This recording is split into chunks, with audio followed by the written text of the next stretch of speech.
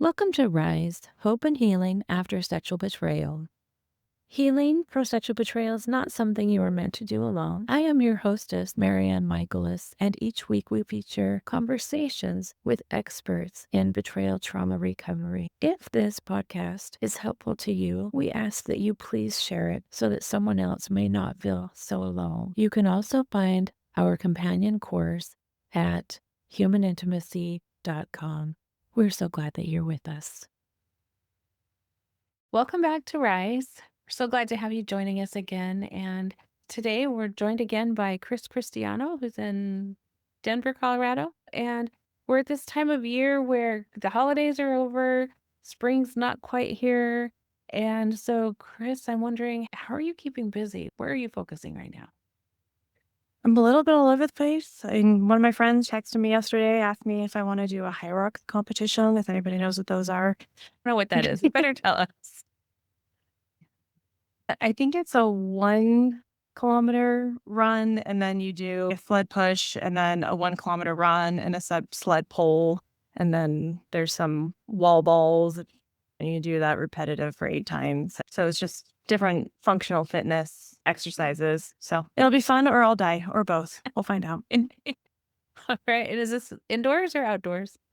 I believe it's indoors. So they usually rent out a stadium. So it'll probably be at Bronco Stadium or at the stadium with the Nuggets. Okay. So this is a big thing. It sounds like a Ragnar, but not a Ragnar. Right. I've done a couple of Ragnars before, and it's the same type of thing. It's fun. You get a whole bunch of people together. Everyone stinky and sweaty, and it's just a different way of connecting with people, and it's a lot of fun. So what I hear you talking about, I think we could almost call trauma bonding, and that is not our topic for today, but I think you're talking about doing this really hard shared exercise where we're sweating, we're hurting, we're cheering each other on, we're supporting each other through something that's really, really hard. yeah, and it's funny. You start talking to people on the trail or during the workout or whatever you're doing, and you don't know their names by the end, but you'll know 5 things about their lives, and you're just talking. And it is a cool community environment when you get into any of these races.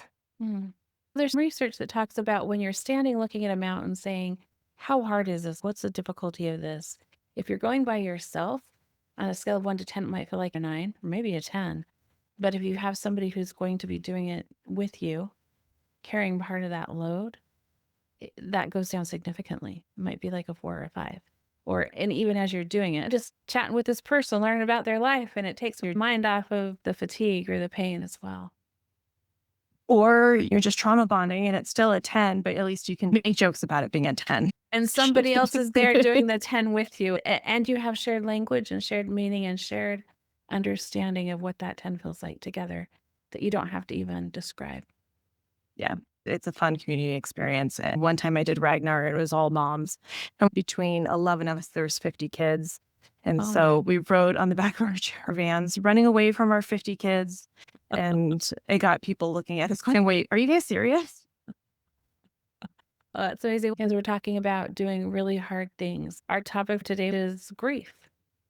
And as we talk about betrayal trauma, to our listeners and viewers, if you haven't heard us talk about this before, brace yourselves because we'll talk about the importance of having other people help us and be with us a lot as we need community when we are going through some of the hardest things of our lives. I'm wondering, for you, Kris, when you think about betrayal and grief, what comes to your mind first? It's interesting because when you have clients come in, so many times they're still so raw and they don't know what hit them. And they think that they're just being anxious or they're being angry or controlling. And it's grief. And when you start labeling it as that, all of a sudden people start feeling like they can move forward. It's almost like getting a diagnosis that this is what it is and this is the treatment plan versus these emotions are now just my new identity. And it's a pretty cool breakthrough when people see that grief piece in their story. And at the same time, it's almost like they hit a wall because then they're like, oh, what do I even do with this? How do I even move forward? As you're talking about clients who come in, oftentimes our job as therapists is to help our clients find words and names for this emotion and even to validate back, you're in a lot of pain. This is really hard. As we hear that back, we feel validated and go, oh, yeah. Most of the time, we don't know the emotions we're experiencing, our body's feeling them. But a lot of the times, we aren't saying, this is grief, this is pain, this is sadness, I feel anxious. Most of the time, we're just feeling it and experiencing it in our present moment. And so I'm hearing you talk about helping clients start to find a framework. And our friend Daryl Brazel tells a story about he was a pastor. He was really young and he walked into the room where somebody in his parish was waiting for a diagnosis. And the doctor came in and he said, I'll leave you. I'll let you talk to the doctor. And he said, this 80-year-old lady grabbed his arm and held on to him and said, no, stay. And he stayed there. The doctor gave her the worst outcome she could possibly receive. She had cancer and she was waiting for the outcome with that. And she told him, knowing the worst is better than not knowing. And as we're talking about grieving, there is a beginning period where we aren't ready to see it. That's betrayal. This isn't what I expected. This isn't what I wanted for my life. Where do you connect with that, Kris? Grief isn't only about death. It's about the ending of anything that has happened in your life. It can be a move, it can be a divorce, it can be anything in your life that has ended or shifted. There's a lot of grief when I see people having to leave elementary school. But those are things that are expected and planned and chosen. When it comes to betrayal trauma, it's a very unique type of grief. There's no consent. It's the painful and conflicting emotional experience when this familiar life, this life that you've planned, your reality, it ends, it changes, and you didn't have a choice. I heard you say it's not always just death. And I know you were talking about betrayal, but let's put this into context because we're diving into a topic that isn't talked about a whole lot and it's not really well understood.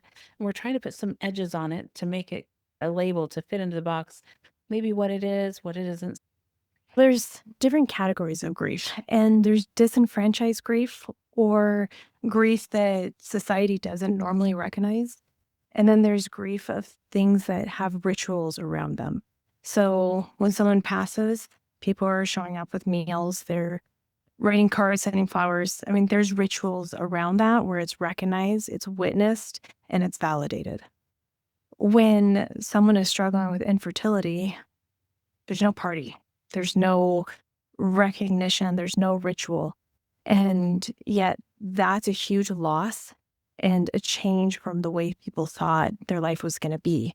And it's really hard for people to sit there and to witness and to validate that because everyone starts moving to put like glitter and rainbows around things and make people feel better versus leaning into the pain of that loss. If we think about a male and female couple, if the woman has a miscarriage, of course she needs support and love and care. And oftentimes the male is expected to support her. And we don't really do a lot of addressing of his experience, of his grief. Yet his grief could be equally, if not even more, about the loss of that child. And that's disenfranchised grief. In this case, it is death. But as you're talking about, some of it's the death of hopes and dreams, the death of expectations. And I'm wondering what other areas is it not death? How long is this podcast? It's really this ache of change. It's your inner world changing. It's what happens biologically in the body and in the mind. There's certain neural pathways. It's like when you're walking through the kitchen, you know where your table is. Even if it's dark, if all of a sudden someone picks up that table and moves it, one day your mind and your body still expects the table to be there. And it takes a long time for those neural pathways to rewire in order for that structure in your life to shift. And that's a very minute way to help people understand it and see it. You're talking about our brain has to reorient itself. Yes. To change. Yeah, I think that's a fantastic example. And that's a really painful process because when it comes to someone passing, There's questions, there's things that happen internally, but people can listen, they can validate, they can witness that pain, and they can validate that. When it comes to betrayal, you don't even know what side is up. You don't know what's reality. You don't know what's truth.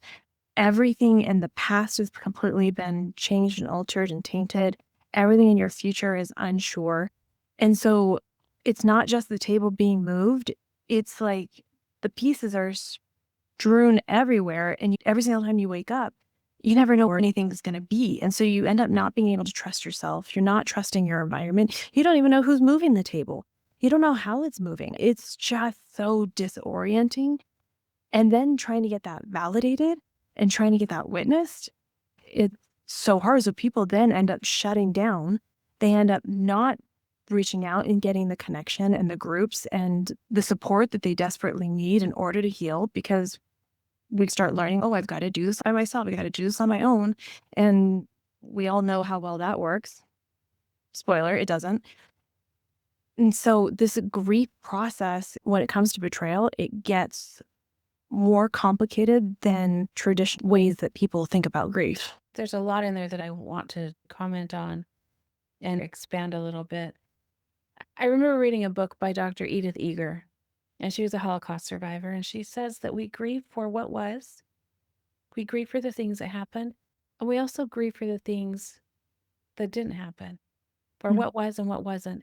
And years ago, there was somebody in our community who was this amazing mom, and she had several children, and she got sick. She was fighting it for a while, and she passed away. And I still remember standing in my kitchen, receiving the phone call, hey, Kim has passed.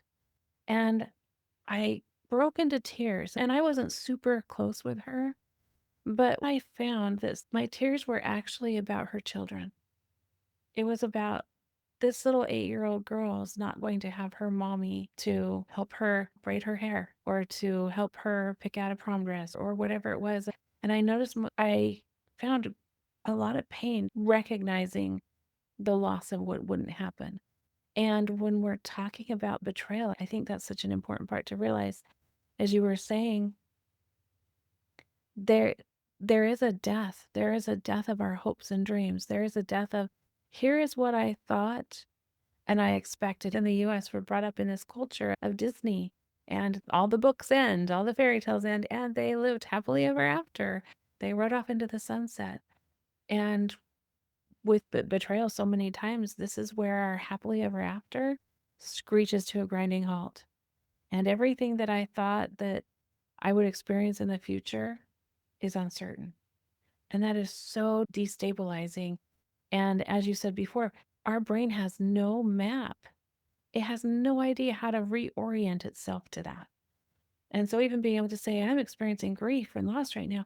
No, I'm just in total chaos because my brain has no map. It has no template. It has no idea what to do with this. And it often feels like a free fall, especially at the beginning. Exactly. And one of the hardest things and one of the first steps to try and start to even move through the grief, and I have a lot of clients, they resist this, but start to list the griefs. Because as you start to list the griefs, then you can start to process and you start to mourn and understand the story behind each grief. And stories really do have the power to heal and getting into the meaning.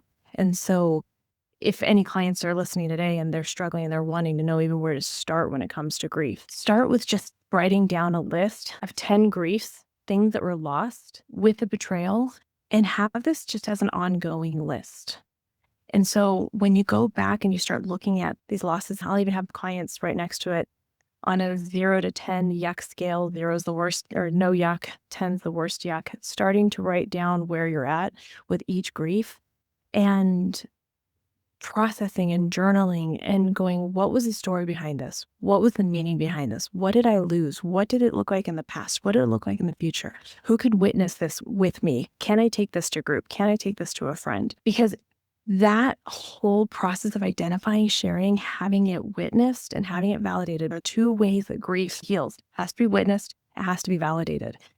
But that process starts to move you forward where you can start seeing a sense of your reality again. You can start trusting yourself again, getting back to you and being able to move forward.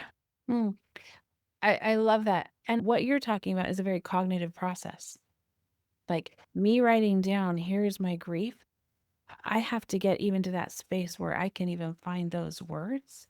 And if I've just been betrayed, it feels like I'm standing in the middle of a whirlwind or a hurricane and everything's spinning around me. And this is where in our season 1, we're really talking about just starting to make sense of our reality, and this making sense does let me start noticing what those are, because that is where we're shifting from emotion of here's what's going on in my body to now I can start thinking about it and putting words on it. You're 1000% right. It's feeling it in your body and finding the words. And so it's connecting the somatic, the emotion, the body with the words, because our emotions, they don't speak English. And it's really hard to make sense of things when we don't give it our language of feeling. And so taking those feelings and giving them words and starting that process of just being able to list a few things. If I can grab one thing, then I can have enough confidence to be like, oh, there's one thing, let me grab that. And this isn't a linear process. And anyone who's been through grief can go through and be like, yeah, it's like I was angry one day and then happy one day and Right. everything in between. But it's how do I start to stabilize by identifying what I'm feeling? Right. When we are acknowledging there are stages of grief, I have a lot of clients who show up in my office because they're not ready to start grieving yet. They're not ready to even acknowledge or admit or say, I'm ready to start reorienting because that table's not there. Right now, this is so big and so hard for my brain. I can't even look at that space. I can't even walk through that room where the table even was. And I want to just validate that space as well, because that is a normal fight or flight. Our fight or flight, our nervous system wants to run away from it. That's the avoidance. And for me to even say, I've been betrayed by my partner, if I say those words out loud, that might make it feel like it's real. And I might not be able to or ready to admit that to myself or others. So, to start the grieving process, in my opinion, this is a place that there needs to be so much space and grace, because as you said, it's not linear. It's like in college, I used to love to play pinball games. But the trickiest thing with pinball is when I pull the lever back and I let that ball go, so many times it'd go bing, bing, bing, bing, bing. It'd just be everywhere. You can't even follow it with your eyes. It's going so fast. And I think that's oftentimes grief is this spinning back and forth everywhere. And that avoidance, that I don't want to go there. I don't want to talk about it. I don't want to deal with it. Right now, I'm just in that survival space. That's a part we want to acknowledge that gets blended in here. And sometimes it can take years to get to the place where, okay, now I'm ready to deal with that. Maybe I just close that closet and I just walk past it, or that I close that bedroom door because I'm just not even in a space to even say, I'm going to grieve that. Right now, it's easier for me to stay numb because I'm not ready for the emotions. Because adding more emotions to what I'm already experiencing, I can't go there yet. But that's all grief. That's all processing grief. It's Denying part of is it. part of it. That's okay. Sometimes people think grief is just sadness or it's just anger, and it's not. It can be everything from relief to a moment of joy and, oh my gosh, I have an epiphany, to absolute numbness, to feeling, I mean, and anger. There's no right or wrong way to grieve. And it's not stuck in just one cluster of emotions. Right. I love that. I love what you just said, because there's research that talks about when a family is dealing with grief, you can put that whole family in the same room together and they will all be at different places. Yep. Some will be ready to accept it and acknowledge it, and others will be, nope, head in the sand, and others will be so dysregulated. And we all deal with grief differently. We all show up in different spaces. And so I think this is a space that we need to make sure that we are being kind with each other, that we are being gentle. And as we started out talking about you running up a hill or a mountain or your rock challenge with someone else who's running with you in that, such a huge part of that beginning of grieving is finding safe places. And we have to create our making sense of this is something that happened to me. And as you said earlier, especially with betrayal trauma, I didn't consent to this. I didn't choose this. I didn't know that this was going to happen. And Pia Melody talks about being a victim for a nanosecond. In that very nanosecond, we say, I didn't choose this. But we can't stay there because we don't heal when we're in that victim place of, I didn't consent to this. I didn't choose this. We have to acknowledge it.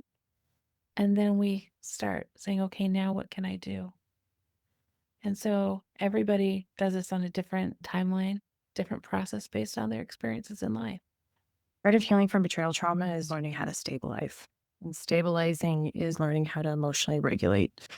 One way we emotionally regulate, how many times there's been big focus on individual regulation, learning coping skills and breathing and connection is regulating.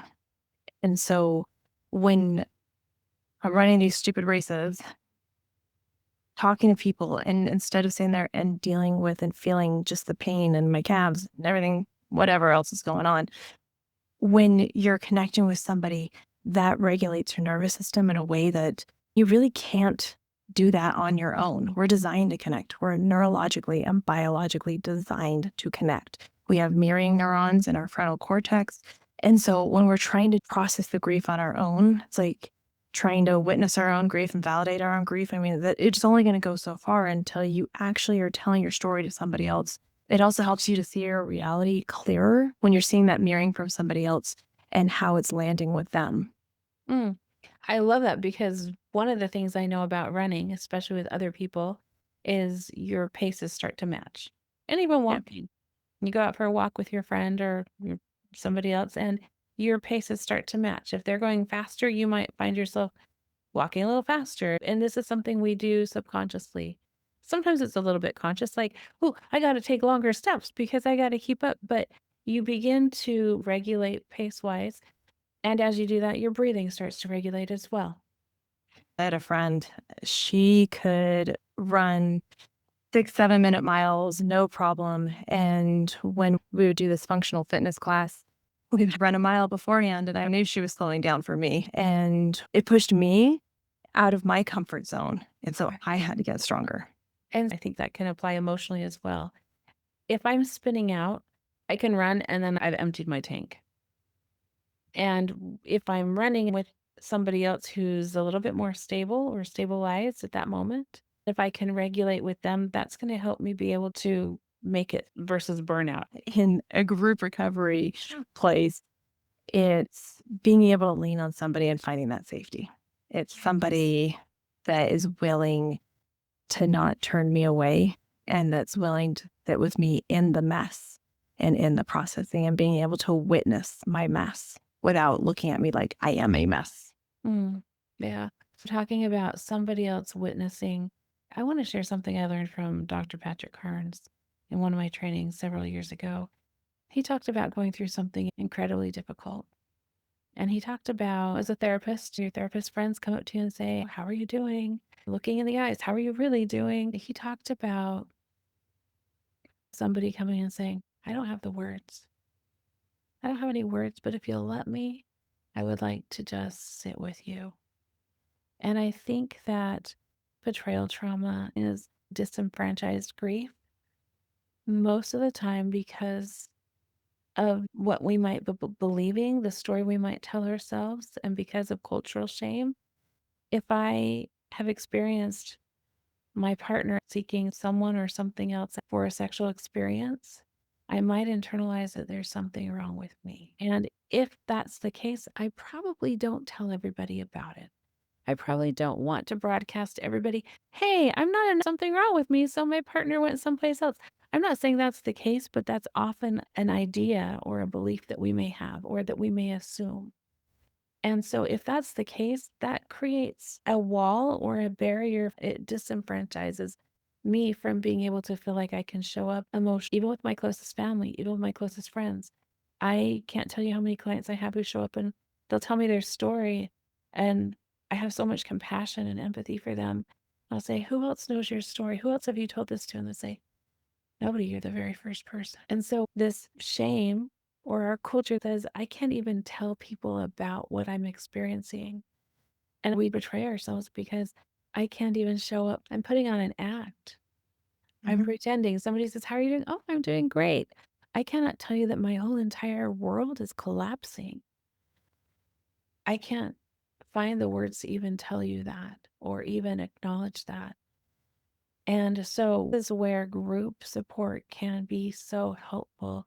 Sitting next to somebody who may be a few steps ahead of me or somebody who may be a few steps behind me. They just might be a little bit more regulated today. And being able to regulate together and have somebody say, I get it.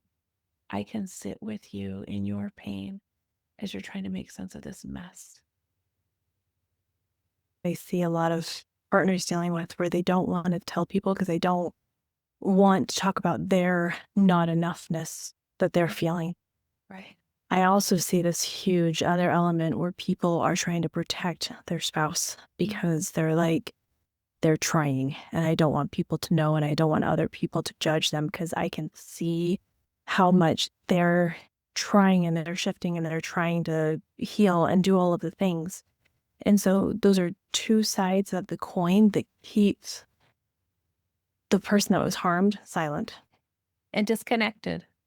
and I've seen so many clients where they're like, there are so many times I walk into a room and I feel different and I don't feel like I belong anymore. I don't feel like I can connect on anything when other people are complaining about silly things about, oh, my husband left his socks. I mean, that's trivial, but they're looking at them going, that's not even a real issue.